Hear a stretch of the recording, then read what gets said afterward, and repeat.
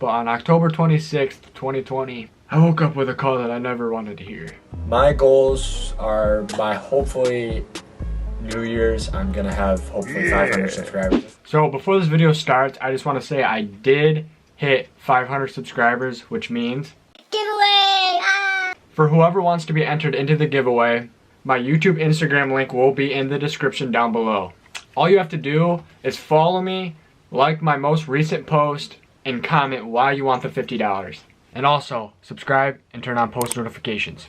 I will be choosing this winner on Wednesday, January 6th, so stay tuned for that. Dear 2020, the worst year of my life. So in late 2019, I moved in with my dad just after basketball season. And after I moved in with my dad, I decided to move back in with my mom after a few months because it was really hard on me traveling back and forth to the school while I was playing basketball. So basically I would go home at 2:30 after school, and then I would come right back up to the school at like, I think 6 o'clock. So I moved in with my mom on, I think 2 days after Christmas of 2019. So basically I started the fresh new year off at my mom's house. Everything was going super good at my mom's house until about February. When February came around, my brother got into a car accident and he said that he did not remember anything. The next day I went into his room and he was sleeping and I woke him up and I asked him what was going on with him. And he said, nothing, dude. Like, he was almost like, kind of like mad at me. And I was like, are you okay? And he's like, dude, I'm fine, just leave me alone. So basically after his car accident, everything was not bad up until the coronavirus hit, when I lost my senior year, and things just started to go downhill after that by a lot. After I lost my senior year, I basically didn't really do anything with my life. I kind of just sat at home all day long and did nothing, and I was super depressed and I didn't know what to do. I didn't really have any friends or anything at the time, so I kind of just sat at home and did research on the coronavirus, I guess.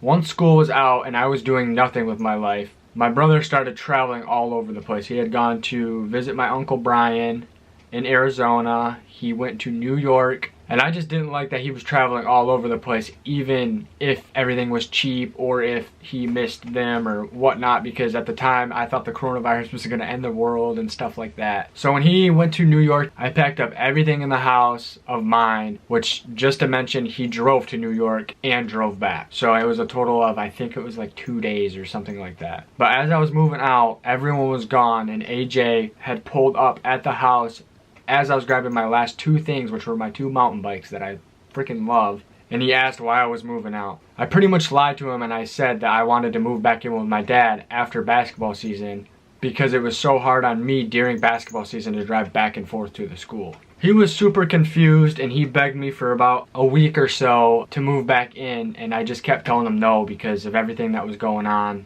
And I think it turned really south after that point. After moving out for about a week or so, I sent my brother this text right here. You guys can pause the video if you want.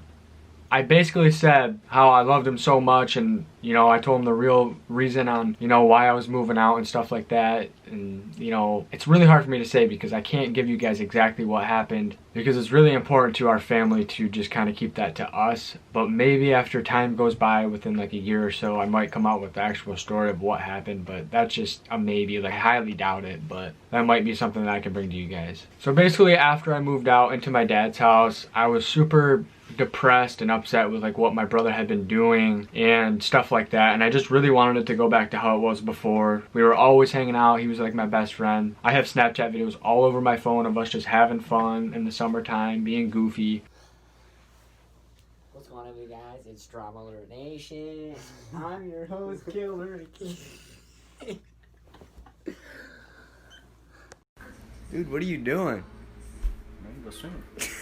And just stuff like that. I mean, times were amazing back then. So I was basically always depressed when I was at my dad's house.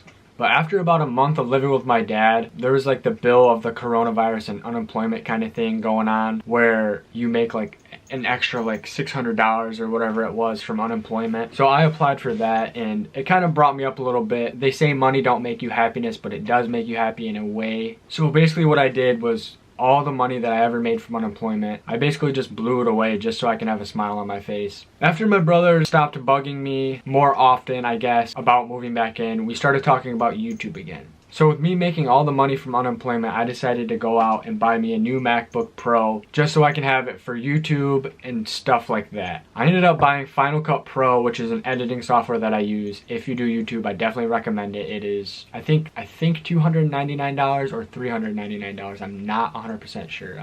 I will put it up on the screen, whatever it is. And besides from the MacBook, I also bought 2 GoPros and a whole bunch of equipment to go with it. But I bought all this stuff just so AJ and I could start a brother channel. Later down the road, my brother ended up buying a MacBook, but he mainly focused on, like, I think his schoolwork. I'm not exactly sure what he did with it. But to say the least, we never actually started YouTube. Once summer hit, I had a really hard and depressing summer. I spent all my money from unemployment basically on whatever, and then when I had no money, I was just sad again. And at that time, me and my girlfriend Dory, as you guys know, we were going through a really rough time. At that time, I really needed my brother because he was always my go-to man before all the stuff that was going on with him. So I went to him for my problems. We had pretty good talks, and he would basically walk me through things on what to do and stuff like that. So in the summertime, AJ and I got a little bit closer than what we actually were when I was living with him because he was always out and running the roads at night. About midway through summer, my brother ended up having some sort of mental breakdown, and he actually told my grandma that he wanted to go to a hospital just so he can get help for himself. After that, I really beat myself up, and I was super mad at myself because I feel like I was just a bad brother and I wasn't there for my brother. Once he was out, I went over to the house and I talked to him for a really long time, and I talked to him about what happened at the hospital and if he's actually going to change himself. He basically always lied to me and said that he was going to change himself, but he never actually did. He would like guilt trip me into saying, oh, I'm changing, you know, I'm doing this and that. But at the end of the day,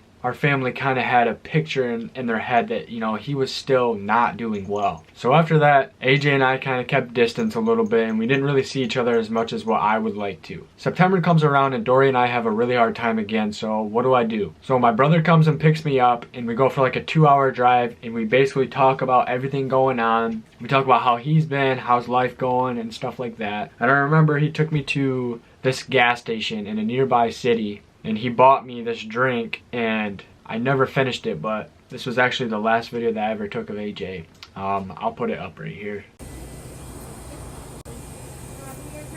When AJ and I were together that night, he kept on pulling over to the side of the road, and he kept getting sick on the side of the road. And a lot of that has to do with what has been going on with him over the past year. After AJ took me home, I got home at like 4 or 5 in the morning, and he texted me when he got home, and he said that he pulled over on the side of the road and he got sick again, and I told him that he needed to go to the doctors and figure out what was going on with him. After that day, AJ and I kind of like distanced apart again, and I don't know why this ever happened, but we just kept distancing ourselves from each other, but like not really. Like we would text each other like every couple days, you know. October 5th hits. It's my little brother's birthday, and I went over to my mom's house with a couple of my friends and also Dory, and he had a Pokemon party.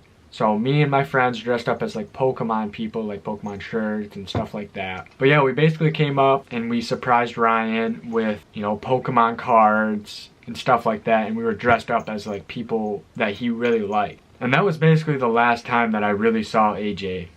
But on October 26th, 2020, I woke up with a call that I never wanted to hear. I remember the exact time and everything. It was 10:41 a.m. and my mom called me and woke me up.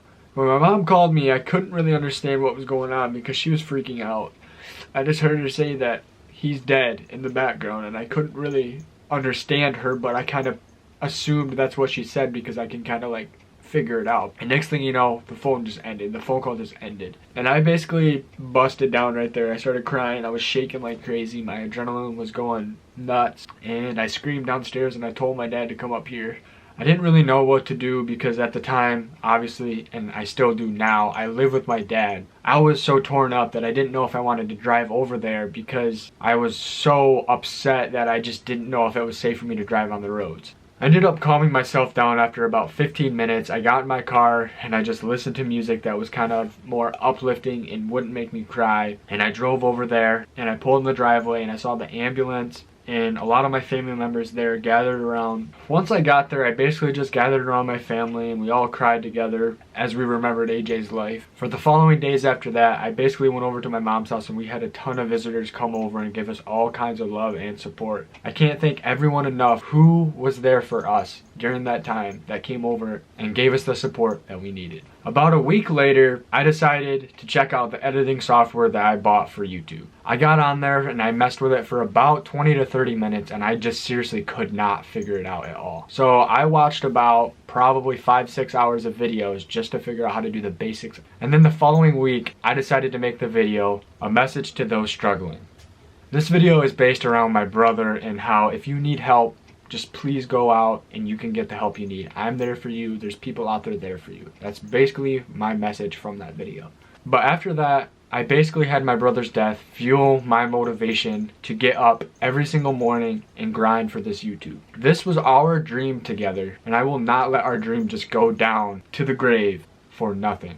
We only live on this earth once, so you might as well shoot for the stars. To update you guys on everything that's been going on with like my depression before he had passed away and stuff like that, I'm actually doing a lot better now that I have YouTube and stuff like that going on, because it really takes my mind off everything, and I know that my brother's watching over me and he's super happy for what I'm doing. My brother had GoPros and I plan on going over there to my mom's house and getting his GoPros and maybe trying to find some footage that he had, like unreleased footage that I might be able to share with you guys, because I think that'd be a really cool video. Leading up to this day, I've been super happy. All I want to do is make my brother proud, so here's the 2021. Let's run it.